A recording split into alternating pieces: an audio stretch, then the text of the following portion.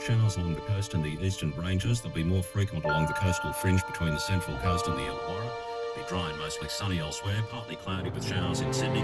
Cloudy with showers tomorrow at a top of 21. Then cloudy with rain on Friday, so a top of 21.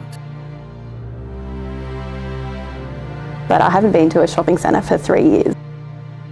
EDS breathing dysfunction is a big thing because we don't have any proprioception, so that brain doesn't know where our body is. So you get a lot of dysfunctional, like the diaphragm doesn't work properly with the rib. We get subluxing and dislocation, a lot of arthritis, and then you don't get the full movement like you should.